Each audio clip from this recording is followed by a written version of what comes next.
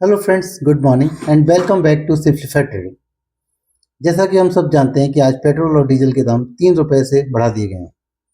Government ने promise किया था कि बंगाल चुनाव के बाद पेट्रोल और डीजल के दाम नहीं बढ़ेंगे, लेकिन ऐसी क्या मजबूरी रही जिनकी वजह से उन्हें पेट्रोल और डीजल के दाम बढ़ाने पड़े। तो आइए समझते हैं कुछ पॉइंट से। सबसे पहला मेन रीज़न है वो है क्रूड ऑयल के प्राइस। जैसा कि हम सब जानते हैं कि ईरान और अमेरिका का युद्ध के बाद क्रूड ऑयल के प्राइस लगभग 30 to 40% बढ़ चुके हैं। आज की डेट में क्रूड ऑयल $100 के ऊपर चल रहा है, जो पहले से अराउंड $70 था। और जो इंडिया है वो 80 to 85% ऑफ अपना क्रूड ऑयल बाहर से इंपोर्ट करता है, जिसकी वजह से जो ऑयल कंपनीज हैं उन्हें ज़्यादा पेमेंट करनी पड़ती है।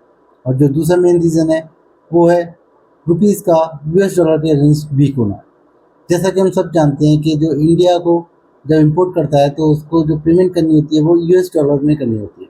तो अगर रुपया वीक हो जाता है तो उसकी वजह से रुपीज़ टर्म में इंडिया को ज़्यादा पे करना पड़ता है, जिसकी वजह से हमें क्रूड ऑयल और महंगा पड़ता है। और जो तीसरा मेन रीज़न है वो है हाई टैक्स रेट।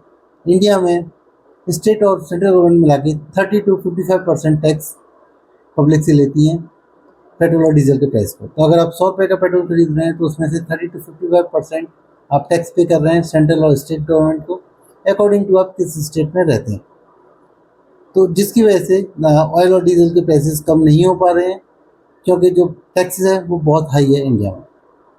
और जो चौथा मेन रीज़न है वो है जियोपॉलिटिकल टेंशन। जैसा कि आप जानते हैं कि ईरान और अमेरिका के बीच में जो वॉर चल रही है उसकी वजह से जो ऑयल का सप्लाई है वो बहुत डिस्टर्ब हो चुका है। और अभी बहुत अनसर्टेनिटीज़ है कि कितना ऑयल इंडिया इंपोर्ट कर पाएगा, कितना नहीं कर पाएगा। और यही मेन रीज़न है कि प्राइम मिनिस्टर मोदी ने भी कहा है कि आप ऑयल का यूज़ थोड़ा कम करें। जो भी पेट्रोल डीजल है आप कम यूज़ करें, वर्क फ्रॉम होम करें, और बहुत सारी चीज़ें उन्होंने बताई। तो यही मेन रीज़न है जिनकी वजह से पेट्रोल और डीजल के प्राइसेस गवर्नमेंट को बढ़ाने पड़ गए। Thank you.